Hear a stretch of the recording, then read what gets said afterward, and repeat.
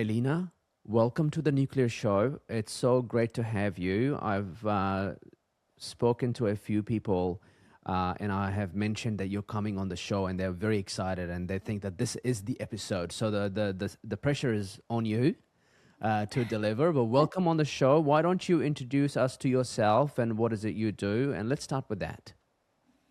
Thank you so much, Adnan. Well, it's a pleasure. Thank you for having me. I'm great to hear that others are excited about this episode, so I hope I can deliver. But yes, my name is Elina Teplinsky. I'm a partner at the Pillsbury law firm. Pillsbury's had a nuclear practice since the dawn of the nuclear energy era, since the 1960s, which is before I was born. But I have been around for more than 20 years working on pretty much everything in the nuclear energy sector as a legal and strategic advisor. So I've gone through a few of the ups and downs of the industry. Started in the industry around the time of the first nuclear renaissance, both in the United States with all the reactors we're planning to build. There's about 30 new reactors proposed, as well as working with countries like the UAE, remember Thailand back in the day, other countries, sort of newcomer countries back then in the mid 2000s. They were looking to develop nuclear energy for multiple reasons, energy independence, securing their grid. At that time, we were talking about clean energy as well. And then, of course, there've been shifts in the industry, right? The U.S. initial renaissance didn't happen, but some of those other programs, like the UAE program, continued. I sort of pivoted my efforts more to Europe and the Middle East for a number of years, working on projects there. And now we're in a new era with not just working on the ongoing projects to develop more large nuclear, but looking at nuclear through the lens of many more technologies, which are very exciting. Some of them have been around since the 1960s, since we first started working in nuclear, and sort of stayed at the research and development level at the national labs, and are now being brought out, as commercial technologies. Many other technologies are brand new. People are coming up with not just new reactor designs, but new fuels, new ways to manufacture components. Of course, all the AI technologies that of course, we're talking about nuclear for AI, but there's also AI to support the nuclear deployment. There's 3D modeling technologies, all the novel approaches there. So my practice has really shifted in the past couple of years, not just working on making sure that traditional nuclear continues to grow, but also working with all of the new startups and existing companies developing new solutions to make sure that this industry keeps advancing and can really play an important role in national development across the world. Yeah, that's amazing. I think so much of what we talk about with nuclear can always be about the past accidents and public perceptions, concerns around radiation. And, these days there's a lot about these different types of technologies that we're building, whether it's different fuel types and these reactors that are smaller and smaller, and you can produce them at mass. But we seldom see behind the curtain in terms of people like yourself working in the legal space, trying to make everything happen, right? Accessibility, exporting, and all the legal stuff. I guess my next question for you is like, from your lens, from your nuclear worldview, what is the most exciting thing right now in the nuclear uh, uh, industry? Well, I think that the really exciting thing is that companies today are focused on actually building and delivering new reactors. So you can imagine that this industry, the way that most new companies form. It's usually somebody who is an engineer coming out of a top school, did their studies, whether it's their master's or even PhD on a particular subject, has a lot of ideas about technology, but traditionally those would not be people who know how to deploy a nuclear power plant. And the industry has traditionally been very technology and science focused, which makes perfect sense for technology that is so complex. And that is, without that, you can't go any further, right? You need that key ingredient. But there hadn't been as much focus, I think, traditionally, on actually making sure you have people on board who know how to deploy a power project or a factory project, or something that requires the raising of significant amount of capital, right? Actually figuring out how to raise money is very important. And there are people who are really good at raising money who may not be the same people who are the technology specialists.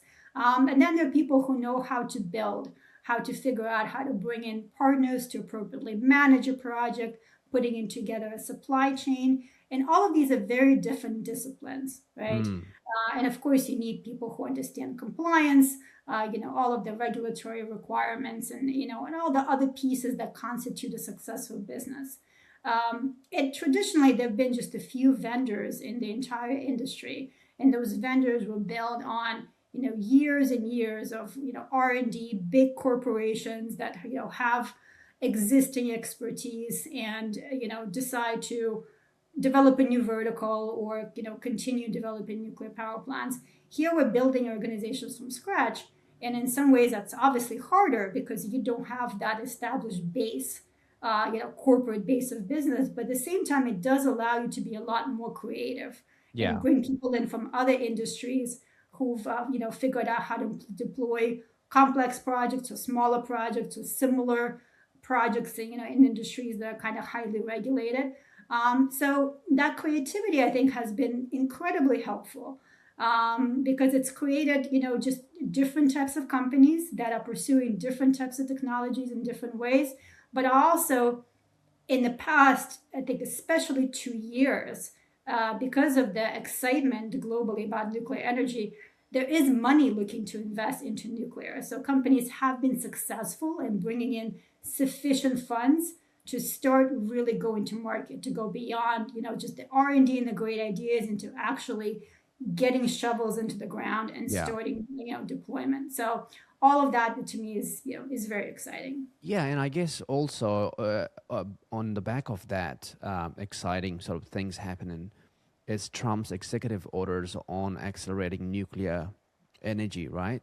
I don't know if you have read them or if you've been across them. How is that kind of influenced your work in the legal space? Because there is obviously a lot of, he's trying to speed up nuclear reactor licensing. He wants to add another 300 gigawatts of new U.S. nuclear capacity by 2050. He wants to, lay the groundwork for faster reactor testing, which we have seen with Valor Atomics flying in the C-17 plane. This, one of their newly built reactors to Utah, I believe, for a military base where they're going to test that reactor. And Trump wants to deploy U.S. reactors for artificial intelligence, data centers, and military bases. Wants to explore fuel recycling, reprocessing, build new fuel. Like you have the likes of Standard Nuclear in the U.S. that are building, just focusing on the fuel, the TRISO fuel.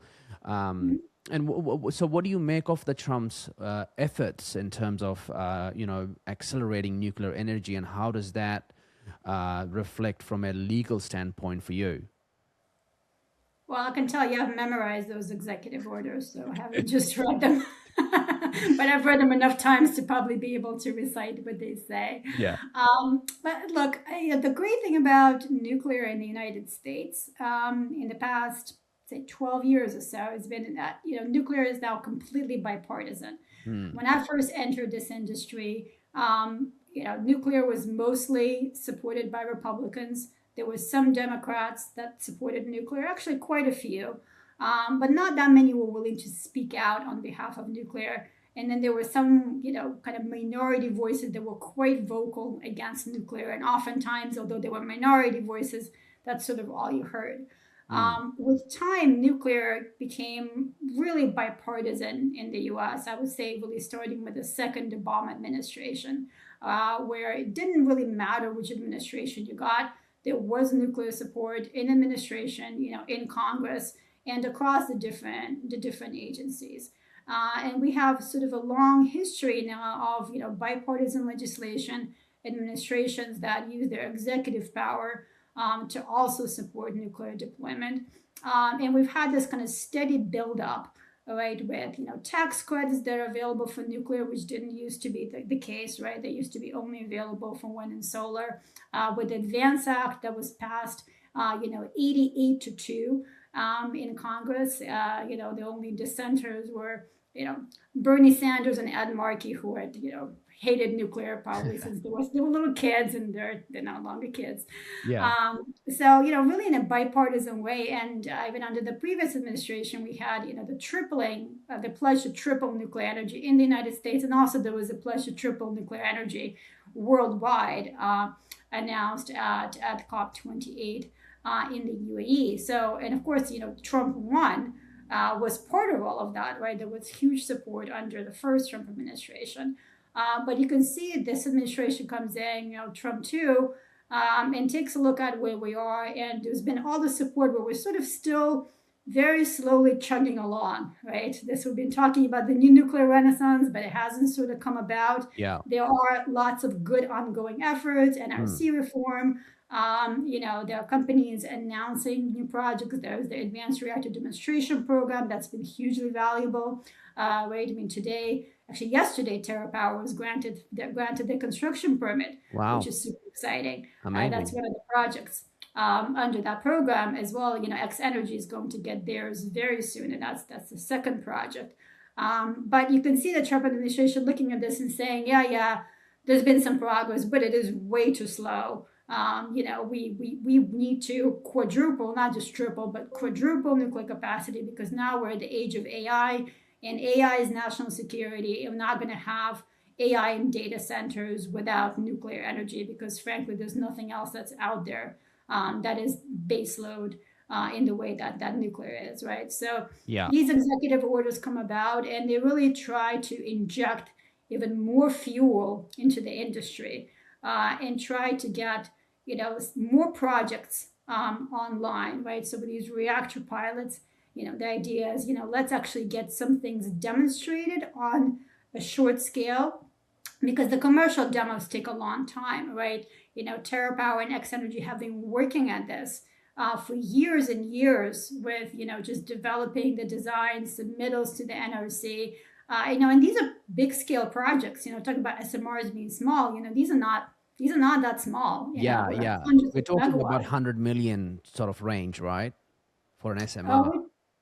we're talking about billion, Wow. couple of billion. We're not talking Wow. about Yeah. million-sized projects. So these are major projects, right? Yeah. So the administration wants to say, okay, let's get at least some of these demonstrated, using the DOE authorization, which is sort of a fast track process, and then we can use the data and get that data into the NRC process, which would speed up the approval. So have this phased approach. Let's try to inject some, more energy, pun intended, Yeah. into other parts of the fuel cycle. Let's make sure, we talk about HALEU for a long time, but we should have our own other fuel cycle capabilities. Yeah. So there's a lot there in trying to sort of supercharge, what has already been built over many years. And it's, I think it's the most support nuclear energy has ever had from any administration, despite the fact that the support has been there, sort of on a constant basis. So it is a very exciting time. It's a challenge, because you need a lot of resources. You need human resources. You need financial resources.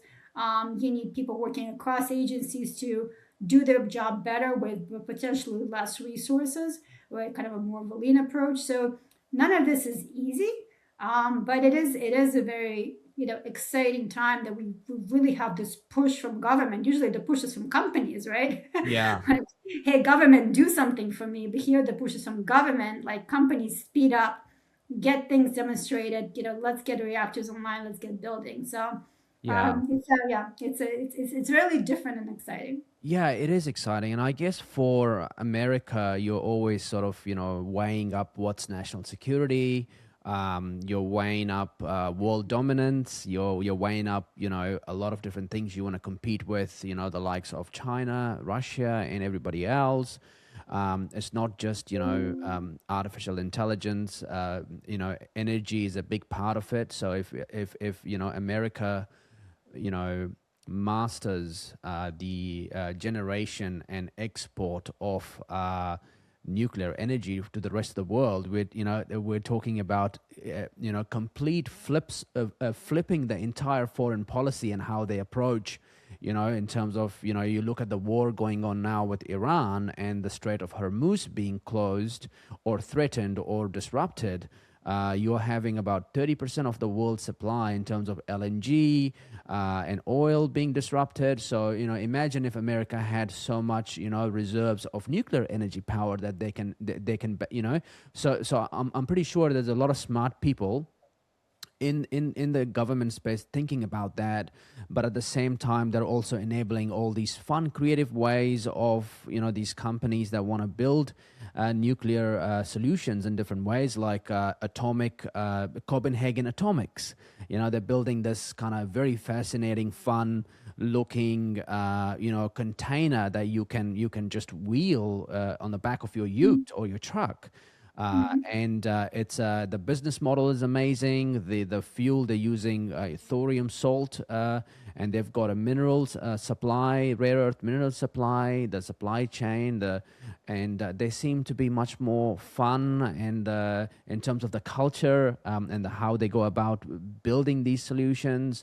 And they don't look any like these ugly, like nuclear reactors we have seen and made afraid of by the media constantly. Like, ooh, that thing looks scary, right? So you're right. I think that it's an exciting space to be in this world of nuclear. Well, I don't think nuclear reactors look scary personally. I can tell you, they're actually, I've been to Maybe they look a bit many. ugly for me. I'm a bit spoiled. I'm a spoiled one when it comes to like things looking really nice. Well, you should look at some coal plants and Yeah. and diesel plants, and Yeah. yeah, you see the black smoke coming out. That's sort of a, Oh, it's yes. quite different. Yeah. Actually, if you have you ever been to a nuclear power plant? Not yet. I mean, I'm based in New Zealand. We have a startup based in Mm. Wellington called OpenStar, and Yes. they've just secured $35 million to continue working and developing their nuclear fusion technology, not Yeah. fission. Yeah. So I think I'm due to go and film and record a podcast on their site. So I'll have a look at that. But I'm working on a documentary film about nuclear. And I think I'm gearing up for a big around the world tour where I will be filming and creating content and also, having tours of these facilities. Well, you should definitely go to a couple, and I can tell you they're not ugly at all. I mean, there are industrial facilities, right? So you have to have some steel, you have to have some concrete. Yeah. They're not nature reserves, but in fact, some are in really beautiful natural places.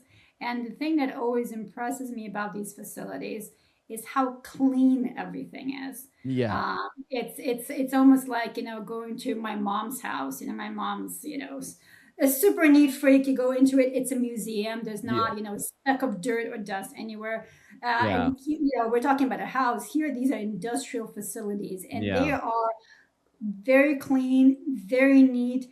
Everything, is sort of almost impeccable. And Yeah. that kind of speaks to the culture, right? I mean, Yeah. what do you care if there's a little bit of dirt or, some wetness on the floor? Well, that's not going to happen in a nuclear facility because the safety culture is, everything has to be top standard. We can't have any hazards, even if they're industrial hazards that have nothing to do with nuclear. And some of these places are, these plants are in amazing places like Diablo Canyon, for example. Yeah. It's in a breathtaking location, or the Onger plant in Brazil, is in a beautiful bay close to Rio de Janeiro.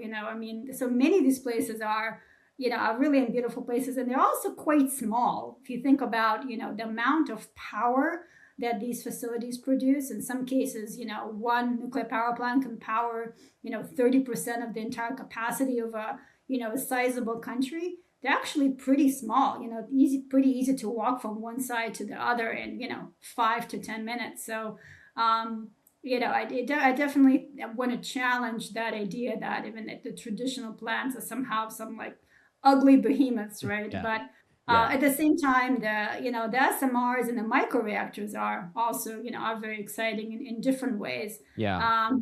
Because the way these things are designed, especially from a regulatory perspective, right? If you're asking me about legal and regulatory, the traditional nuclear power plants always had to be isolated from communities, right? Because you had to have this emergency zone that was an X amount of kilometers as determined by the regulator. And that meant it had to be really far. And that's actually why some of these are in these beautiful natural places, because there's no city nearby, right? There's no population nearby. They're somewhere in the middle of the woods or, a field somewhere, right? Um, that doesn't really work though when we're talking about modern society and for powering data centers, for powering industrial facilities, for maybe powering remote communities. They have to be sort of closer, either somewhere where there's transmission, or they have to be, somewhere that's kind of closer, sort of behind the fence of the facility that they're powering. So because of some of these inherent safety features that these technologies have, we've actually been able to convince the regulators. For example, the NRC has issued that determination with respect to NuScale, is that the emergency protection zone is actually the site itself. It's the perimeter of the site, which means that you could put this facility right next to an existing population center or an industrial facility, which is a huge development for nuclear, right? And it's Yeah. it really shifts the role of nuclear in just being sort of this base load, into the grid technology that has to be sited far away to something that can be brought in more like a battery, storage facility, or some other kind of facility that doesn't have the typical, when you think of nuclear safety hazards, right next to where the power is actually needed. That's amazing.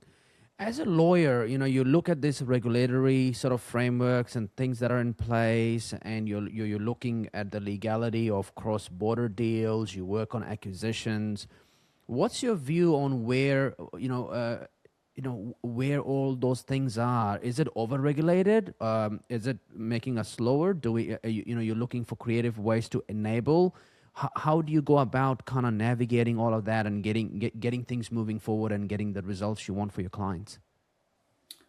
Yeah, so the regulatory issues. I actually probably the least of an obstacle to deploying new nuclear. Wow, They're interesting. not easy, right? They're not easy because it takes a lot of human resources, trained human resources, especially licensing personnel and engineers, and time and money to develop designs, to develop the right licensing submittals, meet with the regulator, get those submittals in, answer requests for additional information, and go through the process. It takes time, and importantly, it takes money.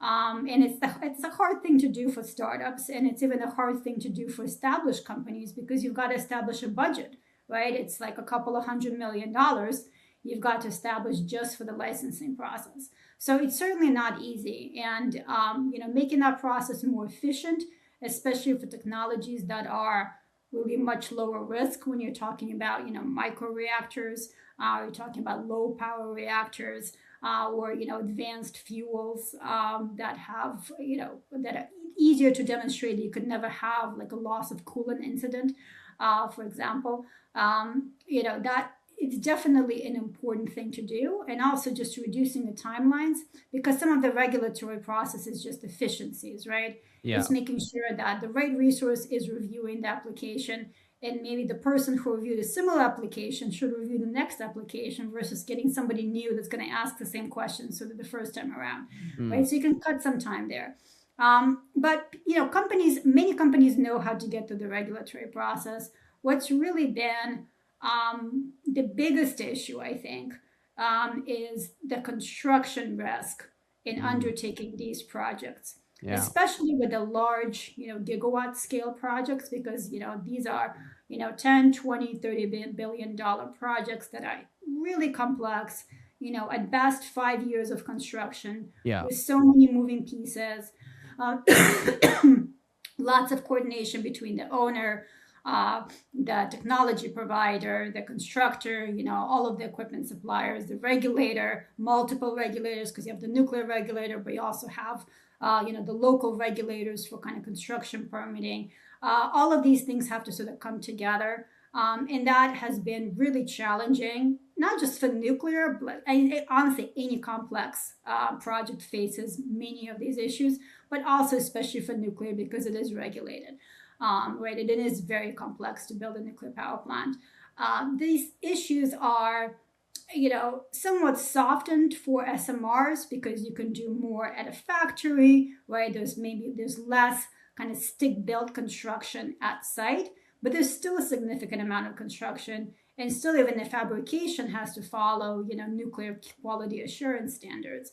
And still you have all the moving pieces. So the biggest challenge has been, people have seen what a project that sort of goes off the rails looks like. I mean, by going off the rails, I just mean lots of cost overruns and construction delays. Yeah. Right. And there are not many people out there, many companies out there that want to take this risk. So that's what a lot of what we're currently trying to get our heads around is how to structure the projects in a way that minimizes the risk to the different project participants, but still places the risk on someone, right? Yeah. Because if everyone says, I don't want any risk, I want a risk-free project, there is no project, right? Yeah. Somebody's got to do it. And that's been, from a legal standpoint, that's really been something we've been struggling with and trying to figure out, especially where the project is not owned by, a government-owned utility, like many outside of the United States. Yeah, that's such an interesting point because I've recently been in these sort of debates as a genuine observer about why the project management skill is the most important one. And there's a startup that I can't seem to remember the name, and they, instead of building new reactors, they're going into existing reactors and providing capability to increase their output by 25-30%. And then this other argument as well is these small reactors, SMR, all these new things, they are just a bubble and they'll blow up. And the main thing is we just got to build these bigger ones and more complex ones, right? So I find that very interesting debate in terms of, what is the real issue? There seems to be a bit of a race, right? It feels like a bit of and I love that. Everybody's competing, everyone wants to brag about why their fuel is better than that fuel. These guys use this fuel. We actually don't have to refuel, and we don't need to deal with spent fuel. We have a lot of supply of that material. So it's very interesting that there are very diverse views about what are the real issues in nuclear and how we go solving them, which I think is a healthy thing in some way and makes it much more fun for you to, from a legal perspective, try and solve those problems. Yeah, absolutely. I mean, we have quite a few technologies out there, right? Yeah, there's more than I think 200 if you counted all of the different small modular advanced reactor developers. But there's also a really big market, right? It's a big market geographically. There are different countries with different power needs, with different grid sizes, and different industries. They need different solutions. It's not sort of one size fits all, where it's just all large or all small. In some cases, it's a combination. In some cases, it's micro reactor is the best solution. And then there are also different industries. There's just a traditional grid-based power. There's, of course, the AI data center need. There's industrial production, right? You've got, the X Energy Dow chemical project. That's all about, Yeah. getting not just the power, but also heat for industrial processes. I spent a lot of time working on nuclear plus hydrogen. Hydrogen in the U.S. has been, a little forgotten in the past year or so, but it's still growing, in many other jurisdictions. And nuclear can provide the power and the heat necessary for electrolysis, which is how you produce electrolytic hydrogen. There's nuclear for district heating, there's nuclear for desalination. So there are lots of different needs and lots of different markets. And because of that, I think it's not one size fits all. Like there's going to just be one winner or two winners, and it's large versus SMRs. I think there are many applications for nuclear. And it doesn't mean we're going to end up with 200 designs. We probably don't want that, frankly, because that's kind of a bit of a licensing nightmare Yeah. to license that many. But I think we could end up with many designs that are licensed, that are commercialized, and are available for different uses and different customers. Yeah. What are your thoughts on nuclear export controls? There's you know, uh, navigating U.S.-China tensions, sanctions, advanced reactor exports. I'm pretty sure you've worked in this space from a legal perspective. How important are these controls? How do we control them? What's already in place? Give us I guess, paint a picture for us. Yeah, yeah, absolutely. I work on nuclear export controls every single day.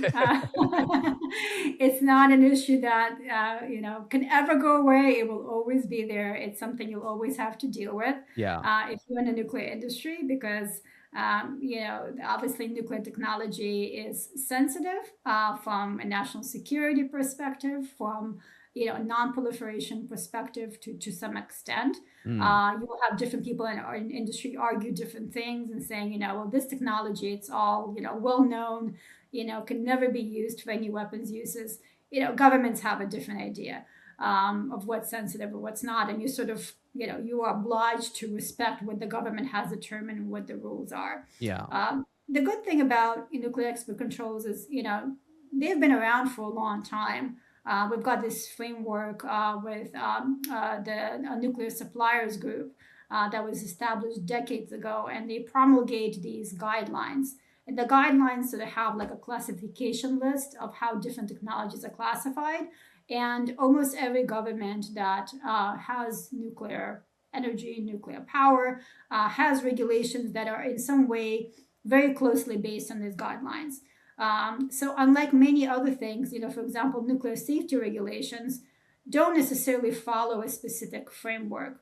Everyone sort of has the same goal of, this nuclear power plant's got to be safe to people and the public and the environment, but different regulators regulate in different ways. Whereas with nuclear export controls, the framework is very similar anywhere you go, and the classifications are very similar.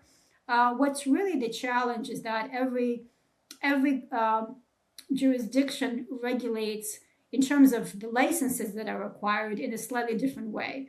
So in some jurisdictions, there will be general licenses, which means that you can export without getting permission, and you just submit a report to the regulator. In some jurisdictions, you will need a license for any export. Some jurisdictions will require even licenses to import nuclear technology. So that tends to be one of the most challenging parts, is that if you are truly operating globally, right, in more than one jurisdiction, you don't just deal with complying with one regime. You have to deal with complying with 2, 3, 5, however many. And they're all, despite the classifications being similar, the actual rules are different. So that's one of the things that we help companies with, right, is to understand these are the regimes that are going to apply to you. This is what you need to think about in terms of what the licenses are required. And we'll put together an export control policy and procedure for you, and like a training program, so you can train, the people that are going to be involved in the export side, and have maybe a single individual who is the export control manager that will have the most knowledge about this and will be able to answer questions and handle the licensing actions, and go to outside counsel when needed, but be generally able to operate. So it's all doable. It can be stood up, but just like when we're talking about the licensing side and the safety, the licensing work on the safety side, it takes work to establish that, right? So companies have got to invest into establishing a compliance program. Yeah. Yeah. No, that's fascinating. Thank you for that.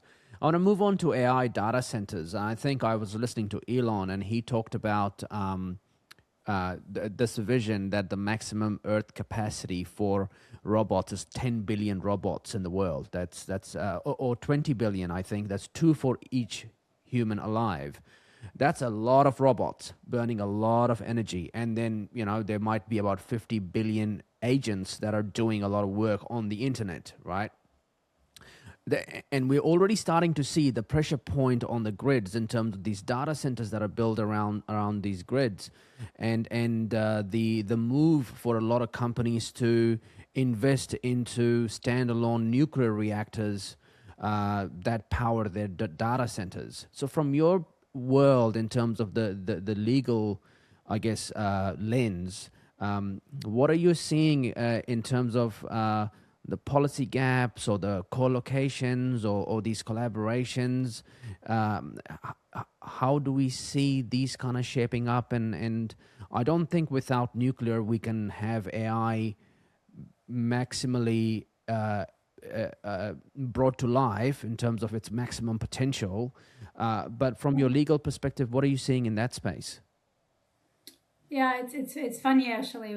We had every 2 years we have a partner retreat. Where all the partners get together, and we sit there, we strategize. We have some good brainstorming sessions and personal time. But they usually invite a couple of keynote speakers as well about issues that are really important and kind of hot for our clients and for us. And the speaker this past year was a futurist who spent a lot of time working on AI solutions. Yeah. So he was talking about exactly that, not just about the agents, but also about sort of the humanoids, right? The robots, and he was talking about, yeah, everyone's gonna soon have one of these in their household. And I was thinking of Rosie and the Jetsons, like Yeah. when do I get my Rosie? Yeah, I could really use exactly. one. Yeah.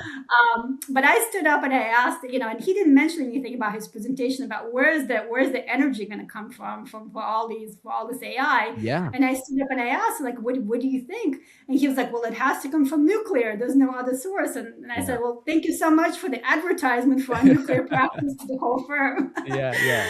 I'm glad it's been confirmed, but that's absolutely right. I mean, the AI demand has been, frankly, a huge boost to our industry. Because for years we've been talking about, in different jurisdictions, we need more nuclear, we need more nuclear. But, frankly, in the West, whether it's, US, Canada, and or Western Europe, the demand has been really flat.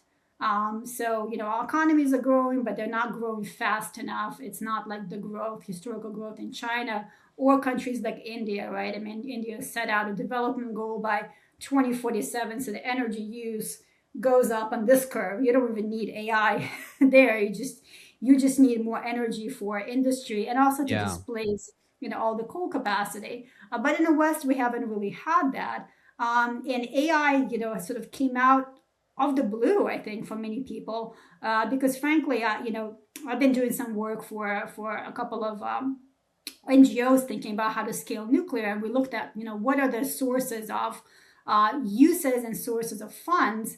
And this was several years ago, and I said it's got to be the tech companies because they're the ones with sort of the deepest pockets, and they have a lot of energy needs. So it's got to be the tech companies.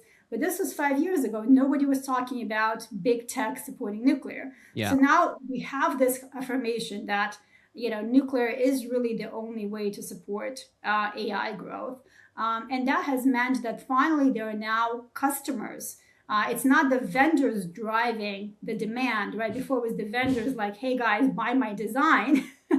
All right. Where do I find a customer for the PPAs? Yeah. Where now it's actually the AI companies, the big tech that are driving the demand and saying, hey, we need nuclear. We need it yesterday, not tomorrow. We need it yesterday, and we're willing to actually come in, provide maybe some development funding. We're willing to invest into companies, into advanced reactor developers, so they have enough funds to get through the licensing processes, actually become part of projects, move projects forward. So from a legal perspective, we used to do these traditional power purchase agreements, and it was sort of run of the mill, right? You took a template, you sort of figured out, what's the price, the client gave you the price per megawatt hour. Yeah. You figured out some of the risks, what happens if the demand goes away. But it was sort of, kind of based on a template and fairly vanilla. The PPAs now are completely different,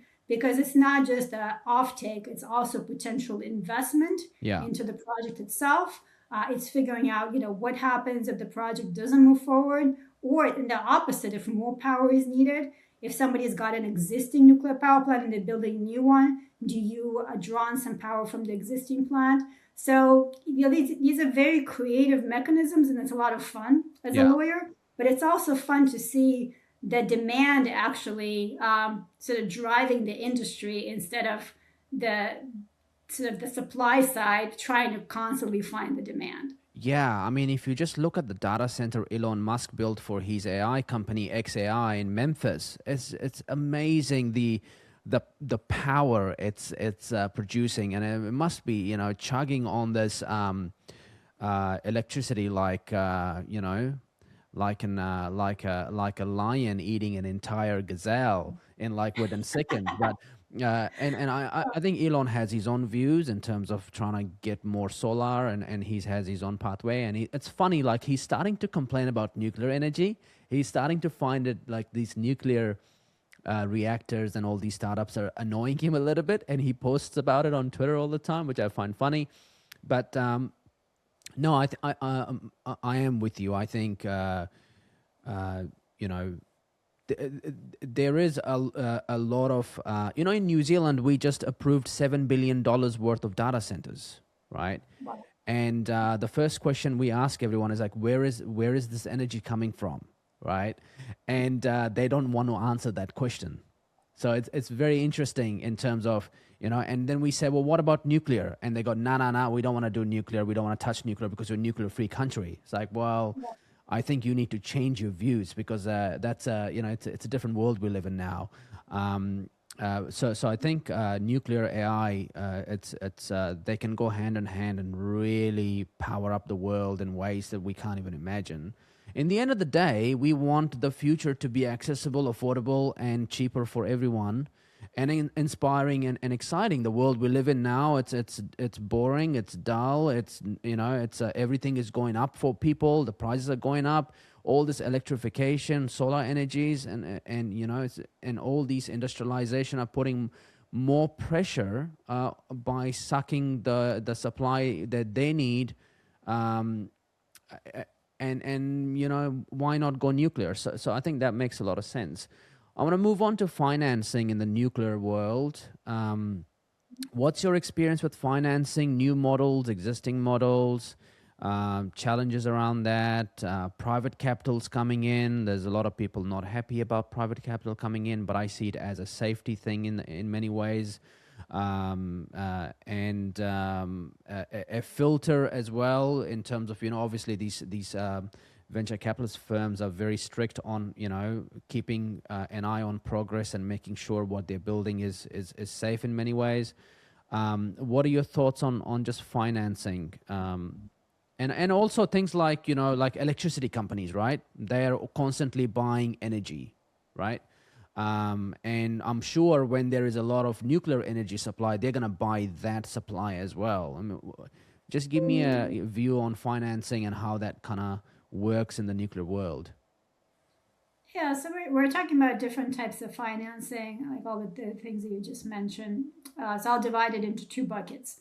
One bucket is project financing, and that's a kind of a specific technical term, but I mean, we're financing for projects, not specifically something that's called project financing, which is just Yeah. a way to finance projects that's non-recourse. But traditionally, we've got two ways of financing nuclear projects. One way is just the government comes in and finances it, which has been how it's been done for most of the world, because most of the companies that have owned and operated nuclear power plants outside of the US and Japan, Japan is another market that's private, they're all owned by governments. So typically, it's government with treasury money or whatever other ways that the government has to inject capital into state-owned companies Yeah. building new nuclear projects. That's most of the way it's been done. The other way it's been done in private markets has been by putting the capital costs on the balance sheets of large utilities. So you've got large electric utilities in the United States. Some are in regulated markets, which means they can pass on the cost to the ratepayers, like you and I could be paying for the cost of the construction. Yeah. Or some are in merchant markets, which means they sell the power in a competitive market. Yeah. And they're sort of independent power producers. But that is a lot of burden, right? Placed on someone's balance sheet, a $20 billion nuclear project. So, generally, utilities today do not want these projects on their balance sheets. They just don't. They want somebody else to come in and finance most of it. Either they don't want to pass on the cost to the ratepayers because it hasn't gone so well for projects that have gone over costs and over budget. And also it's sort of a political issue. And then if you're an independent power producer, it's sort of untenable for you as a company. So what we're trying to do in these markets where the government's not paying for everything is come up with innovative mechanisms, right? And that's what we were just talking about with AI in data centers, where what essentially a lot of the utilities told AI companies is, you guys want these new power plants, you've got to put some skin in the game, and you've got to help us finance them. You've got to Yeah. invest into these. And similar with other energy end users, like you guys need the energy, you've got to come and invest into these projects. So that's a new model that's emerging with these strategic interests, whether it's the off taker or somebody else. In some cases, it could be a supply chain company when they won the contracts for the supply to the project. So they come and they can invest, whether it's in kind, by providing some of the equipment supply free of charge or services, or they actually invest, with cash, with funding, and other, private equity players and others out there. So this is one of the things we're trying to figure out today is how to get different investors into these projects, and also what to do with the issue of the cost overruns that I mentioned. There's been a lot of discussion in the United States, hey, the U.S. government wants to see these projects. The U.S. government's got to back these projects in some ways, especially until we figure out a way to build these on time and on budget. The other thing that you were mentioning with VCs and private funds, Yeah. that's really more about investing into the companies themselves. Yes. Right. So kind of what we talked about in the beginning, you've got some, big corporates that have been in nuclear for a long time, and they can maybe use some of their own funding for R&D. Yeah. But sometimes they still go and get funding from governments because they don't want to use their own, profits. Yeah. They don't want those to be eaten up by new technologies. But especially for the newcomers, for the startups, they go to VCs. Now, increasingly, they're going to capital markets, right? You've seen all of these companies go public either via de-SPACs or through direct IPOs. And that's all really new. Even with VCs, I've been at this for more than 20 years now. And I remember some of the startups earlier in the days, would just go around, just make circles and circles around Silicon Valley, New York, other places where, the kind of high net worth individuals or VCs are found. And it was really hard. It was really hard to even get a couple of $1 million.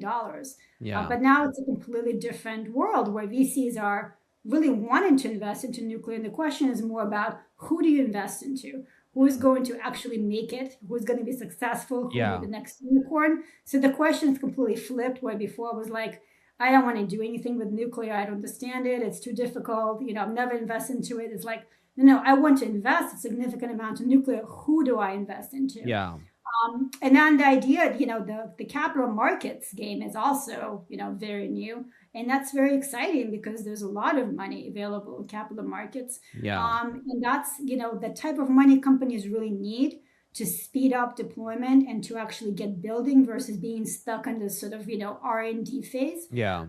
So we've seen companies, have a great rate of success of getting money from capital markets. Of course, what we need to make sure is that these companies actually succeed. Yeah. Right? Because if we have a number of companies not do that, that will reflect, into the industry as a whole. Yeah. So there's some pressure on the ones that have gone public, like, you guys have to do a good job and, You do. and actually deploy some nuclear. Yeah. And the interesting thing as well is I'm looking at some of the amounts that have been made public that have been invested in some of these companies, like you're talking about $150 million, $250 million.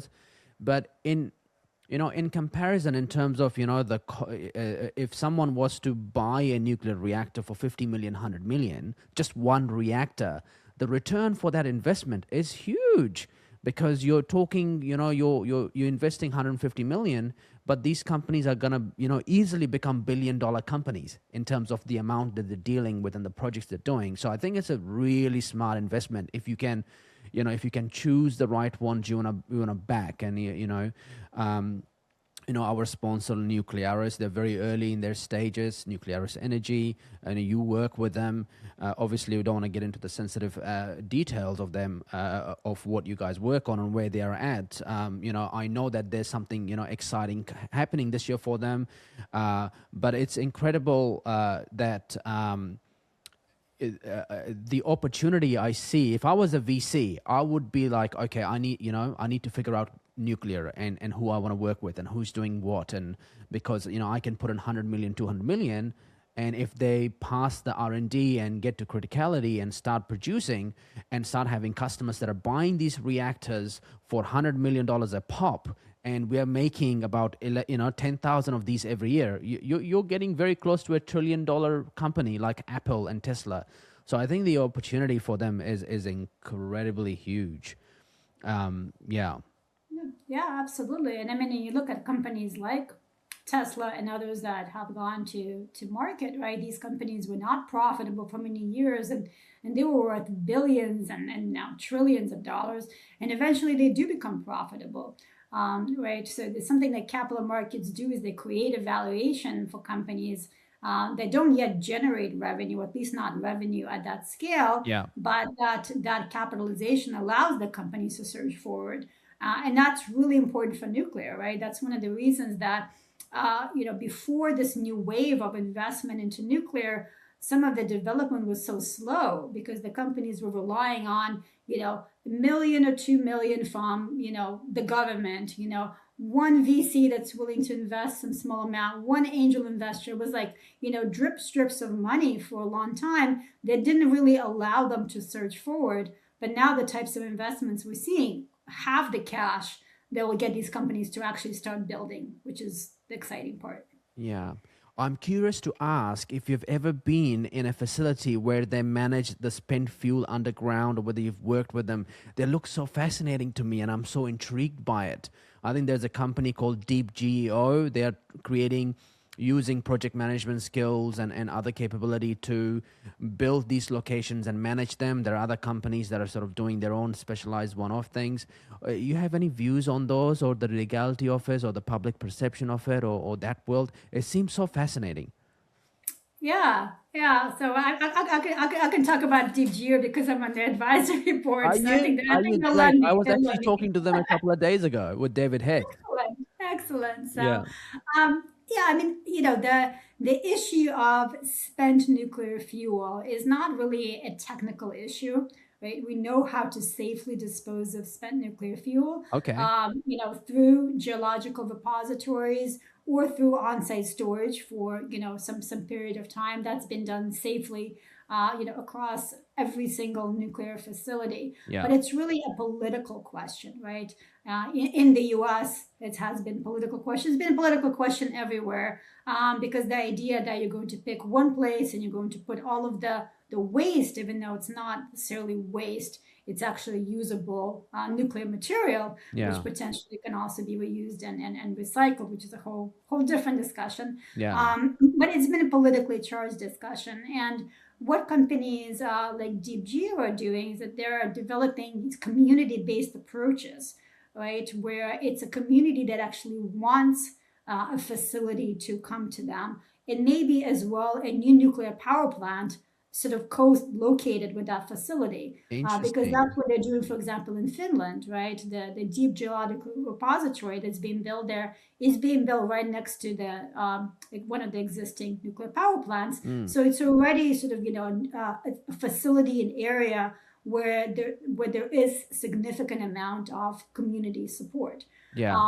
And the same thing is being done, in Sweden with lots of support for the community. Same thing in France, and that's something we historically had not done well with the United States because we had the site selection process. Nevada was chosen, and every single representative from Nevada, a senator of Nevada, said that this legislation is just, it's called like the Screw Nevada Act. We don't want, Nevada does not want to be the place for the nuclear waste dump, right? Interesting. You Yeah, actually I have the, guess, yeah, I think the branding can be a little bit different. Instead of like storage of waste fuel, that looks like you're just charging a fee to the company that you're storing this fuel for 99 years, and then you dispose of it in some way or form, is to actually you can recycle this fuel. And if you're near these nuclear plants, and then that way you're not storing a lot more of this nuclear energy, sorry, the spent fuel, because you're then needing more and more of these locations. But instead, you're actually resupplying the reactors, and you're becoming a supplier of fuel. Yeah, the recycling solution is another one that companies are now pursuing, and recycling has been around for a long time, but it's only been done by a couple of players, Yeah. mostly government funded entities. But that's another sort of new approach of having private companies develop recycling solutions that are seeking to be sort of commercial, right? Not just something that is controlled by government and doesn't necessarily need to be commercially viable, but something that commercially makes sense. But looking at the geological repository initiative, what Deep Geo, for example, is doing is they're actually establishing a fund that the proceeds that they would get by prepayments from those who want their fuel stored would actually be used to invest into a fund, and the fund would be used to build new nuclear facilities at the sites that are chosen or that agree to be the host sites for the multinational repositories. So it's a really interesting concept because it's turning something that has traditionally been not viewed positively into something that is an injection of funds for the community, new power for the community, in addition to, of course, jobs and all the other community benefits. So it's a really interesting approach, and the Yeah. multinational spent fuel repository idea has been around for a long time, but this is really the first time a private company has taken it and has a specific business plan and is moving it forward in collaboration with communities that actually want the solution versus trying to impose it on somebody who does not. Yeah, it's interesting that they've taken this sort of community approach. They want the community to be on board. And I think if I digress into a different topic, there's a lot of stories I've heard of towns where Amazon wants to build like one of their big factories. They actually pushed them out, and they said, "We don't want you around here because of these reasons." And I think it was New York as well. They got very they were like, "No, we don't want you guys around here." So it's Yeah. interesting, you're taking a very community base, you're engaging them, you're being transparent with them, you're being honest with them, you're creating jobs for them, they're being part of it. They understand that this is an important piece of their energy ecosystem, and it can fuel energy for them. They can keep prices cheaper, which means you can have more skill set, more standard of living, more household income. I mean, so packaging that way, being honest about it and authentic about it, and actually being part of that mission as a company, instead of just a dump place where you just dump some fuel and you do your minimal you need to do. I think that's a it's I'm very impressed with people who are in the nuclear world, and they're doing all these stuff, and they care, they do it properly, they do it well, they engage the community in a good way, and I'm very impressed by that. Yeah, I mean, I could tell you, one thing that always impressed me about the nuclear industry, because I'm not a nuclear engineer, right? So I didn't come out of that industry. I went to law school. I just by happenstance ended up at Pillsbury, which has this nuclear practice. So my second day at the firm, I started doing nuclear, and I learned a lot about it. I had to learn it all sort of from scratch. And one thing that always impressed me meeting with any client is just the commitment that people in the nuclear industry have to doing something that is good, Yeah. to giving back to a community, to producing energy that will benefit humanity. Like, people genuinely care, Yeah. right? I mean, companies, of course, have their, they need to be profitable, right? They need to be able to pay their employees. But I've always been impressed by just the culture within the industry where companies have this mission to do something good. And that's one of the things that really attracted me to the industry when I first started working on it. So seeing companies that want to give back to communities, they want to improve the lives of those around them. I think it's amazing, and it makes it that much more rewarding to work the hours we work, right? Which are long Yeah. hours, to play some part in making sure this succeeds. Yeah, absolutely. Um, this has been fun, Elena. Is there anything else you wanted to talk about in terms of nuclear and the work you're doing in this space? Well, there's so much to talk about. Yeah, yeah. Tell me. For sure, for sure. Yeah, I mean, I think we covered a lot of it, but maybe just to circle back, you started asking about the Trump administration's policies, right, and the drive for nuclear in the U.S. Yeah, And I'm also really excited about, and I mentioned that it's bipartisan in the U.S., which is great. You need that longevity yeah, because you can't have administrations come in and out, and every 4 years someone's going to support it, someone's not. So that's really important. But I work globally, and I've been really happy to see the change in government policy towards acknowledging the role of nuclear in clean energy, um, scaling, and greening of the grid and of industrial activities, but also for national security and the importance of investing long term into that industry. So we've seen a huge shift in Europe. Right, the perception used to be, well, Europe is sort of largely anti-nuclear, which was never in fact true. You had most, nations in Europe that had a pro-nuclear policy, but you had a few like Germany, Austria, Luxembourg, that was sort of the ones always opposing nuclear. And yeah, there's very little of that left because experience has demonstrated, right? The Ukraine war has demonstrated that reliance on Russian natural gas is maybe not the best energy policy, and it hasn't contributed to clean energy goals either, decarbonization goals. yeah, So really pleased to see that nuclear is finally being recognized in sort of its rightful role in decarbonization, energy security, national development, yeah, and it's creating really strong long-term support for projects. So I've been working, in addition to working on projects, working on M&A transactions, regulatory issues. I do a lot of policy work, and I have been working on these policy solutions, almost my entire career. yeah, So it's great to see, finally these solutions come about, and nuclear getting the same role as other clean energy technologies and getting the right government support. So I wanted to sort of end with that because that is really important, right? Nuclear yeah. power plants take years to build, but they operate for 100 years, potentially. So you have to have that long-term government support, and it's that work that's, I think, especially rewarding because without it, it's very hard to see the deployment that we need. Yeah. Who do you think, in terms of countries, is the leading nation when it comes to doing nuclear projects and producing nuclear generation? Who do you think has sort of got the edge? I mean, frankly, today, China has the edge as far as building new nuclear power plants. China had no nuclear until 1993. They've operated their first nuclear power plant in 1993. They have overtaken France as the second largest fleet in the world. And they're building nuclear at an unprecedented pace as far as large reactors.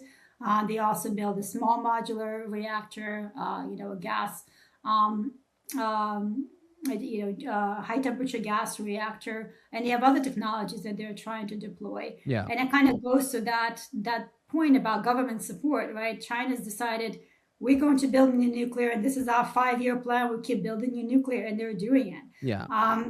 So from that standpoint, they're domestically they're the biggest sort of builder of new nuclear power plants. Russia has been extraordinarily successful in exporting nuclear Really? outside of Russia, Wow. also with lots and lots of government support, right? With Wow. full scope government support. And as you mentioned, the U.S. is sort of catching up, right? Yeah. We have the world's largest nuclear fleet. Yeah. How do But they if we export nuclear? Is it like in barrels, like gas, or is it liquid, or how does Russia export it?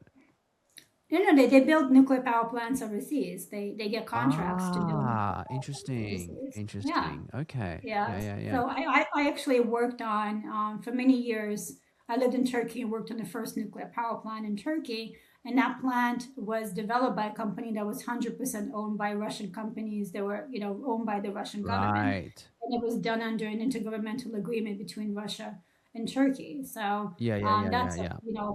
for unit nuclear power plant. In other cases, Russia has just sold, the reactors and construction services and technology. They don't sell the technology, they don't license it, but they sell the plant Yeah. to other countries like Egypt, Bangladesh, Belarus, and others. So they've had this, sustained policy to do it, and they've been successful because they have good technology, they have the capabilities to do it, and they've got the government support. Importantly, it comes under lots of other relationships that the Russian government has with the customer country. Yeah. Whereas, in the US, historically, we were sort of said, well, our industry is private. Industry go out there and sell. And, Yeah. and the US companies have said, well, it's hard to compete against state-owned enterprises, right? We Yeah. don't have the funds. We can't go to a government and sign an intergovernmental agreement. Yeah. So the US government has really changed its policy. I remember when Hillary Clinton was Secretary of State, she went to the Czech Republic and she actually advocated for one of the US companies' bid to the Czechs. And that was unprecedented. It was Yeah. such a huge thing that, the Secretary of State was in the Czech Republic and said, yeah, I support our US company. Yeah. And it's completely different now, right? I mean, Mm. now it's, being done at a much higher level. Presidents mention nuclear in their speeches and Yeah. include nuclear in accords. We've got lots of support to the industry. So, Yeah. things have really changed in the Yeah. past couple of years. What do you make of Germany coming out and saying we made a mistake in shutting down our nuclear plants? And I was talking to somebody else the other day, and Princey Mtamboni, she's the Mhm. face of nuclear in Africa, that it would be very difficult for them to kind of restart that. They almost have to reset and start from scratch. I mean, what are you hearing through the grapevines? What's Germany's next move when it comes to nuclear? Yeah, it's Germany's got this political reality that they have to deal with. Where I think they've done polls in Germany, and people, when they're sort of asked individually, when they do an anonymous poll, you get more than 50% of support for nuclear. And I think increasingly young people are supporting nuclear in Germany. But of course, all these parties have sort of included this anti-nuclear platform in their talking points in their political stance, and it's been really hard for them to walk that back and reverse it. And I think if we had been in a different place technologically, at the time that the full scale of invasion of Ukraine happened, there was still three nuclear power plants that were operating. That were set to shut down.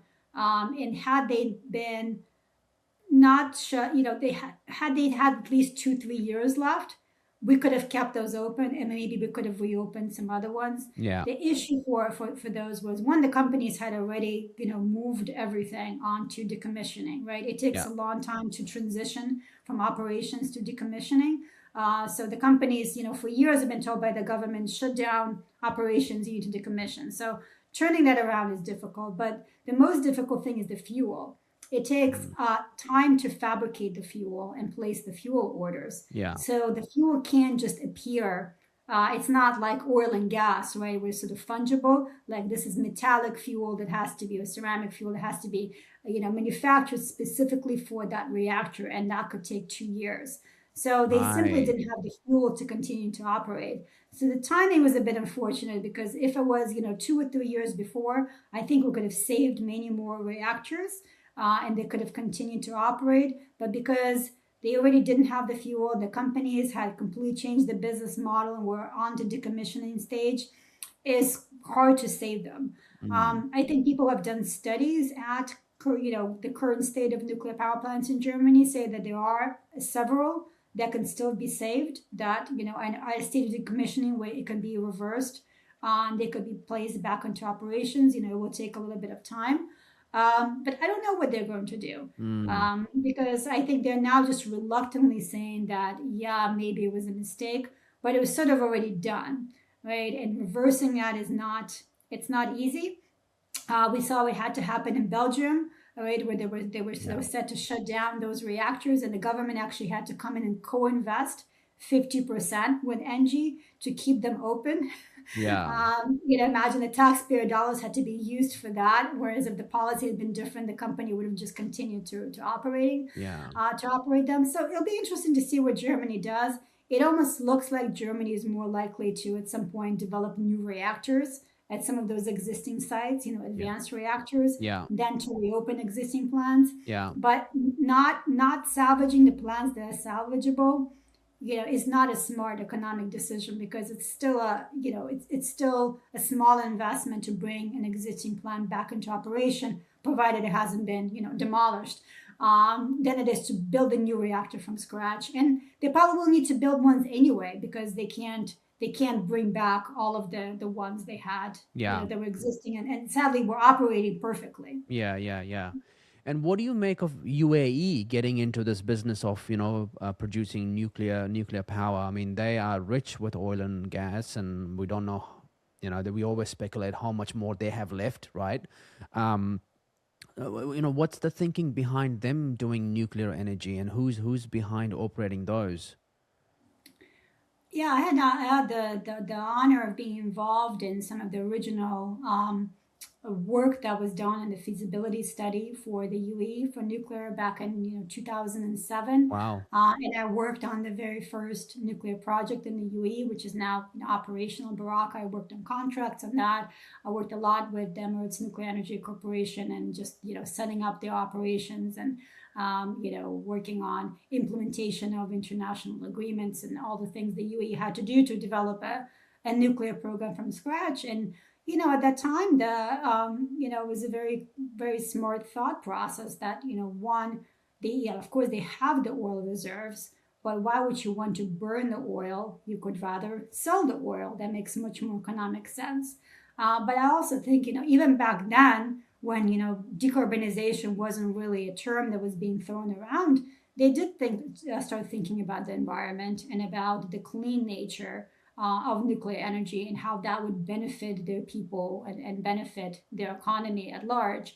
And of course, that was a brilliant strategy, because they're have been able to significantly reduce their emissions by bringing Baraka online, and of course they're doing solar as well, to complement that. But I think nuclear provides about 25% of electricity now, Wow. to the UAE, and yeah, it's a really a significant factor to their deep decarbonization. That's amazing that, a country like UAE, you would think that it's just all fuel run on oil and gas, or just oil. It's actually providing 25% of its nuclear energy, its energy through nuclear source, which is, I think, one of the things also I want to touch on, is that it's not just the capability and the capacity and the skill set. It's also the thinking. There is a lot of these countries that don't want to do nuclear, like Australia. They have one of the richest uranium reserves. And Elon Musk was on Australian 60 Minutes, and he started crying when the journalist told him how much people suffer in Australia when it comes to electricity bills. It's very, very bad, and it's very, very expensive, and they have all these resources. But there's something is wrong with the way these leaders think, and their ideology, and how they get captured by these sound bites and the political structure. When you go to places like UAE, these guys are onto it. You know, I grew up in the UAE. I was born and raised in Abu Dhabi. I lived there, and I think even in the education system, it's like we got to think about transition. We got to think about diversity. We got to think about density. We got to think about base loads. It's not just oil and gas. It's this. It's that. It's that. But that kind of thinking, even in New Zealand, we don't have it. And the government in 2017 decided to ban the oil and gas exploration, not giving licenses. I mean, that's a big decision you're making, because you're essentially saying to an entire oil market, which is the seventh, sixth largest industry in the world, that we are closed for business. You don't need to invest. And 2 years ago, the new government removed that ban, but it's still you can't get it going just like that. You know, it's so I think one of the things we have to give credit to the UAE is. The thinking is very futuristic, very foresight, very sophisticated. These are the leaders that have this very visionary view about the world, and they've built an entire country on sand. You know, it's a That's true. different mindset and different way of operating, which is very very efficient.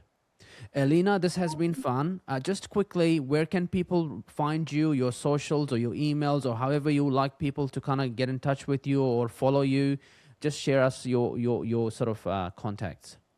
Yeah, absolutely. So you can email me at elina.teplinsky, it's Elina, and Teplinsky with a Y at the end, at pillsburylaw.com. If you Google my name, Elina Teplinsky, you'll get my LinkedIn, you'll get my Pillsbury page, and you'll have all my contact information. I'm also, when you look up the contact information, I'm available in WhatsApp. I'm very active to the point I can be. Sometimes there are not enough hours in the day, but I try to be active on LinkedIn, to share content that I think is interesting for my clients and for my network, from a legal and policy perspective, and also kind of interesting insights into what's going on in the industry. So yeah, absolutely happy to be a resource to anyone that's interested in nuclear, and always happy to share more information about the state of the industry and where we want to be as an industry Yeah. in the future. No, it's great. And no, I'm excited. I think I've made a good call doing this podcast and doing nuclear, and I'm having a ball of a time. And we've already talking about doing a film, likely to be on Amazon. So I'm working on that as well, which is going to be exciting. And, you're welcome to come back on the show whenever you like, whenever you have more things to talk about, just flick me an email. But no, this has been fun. So thank you for coming, and bye, everybody.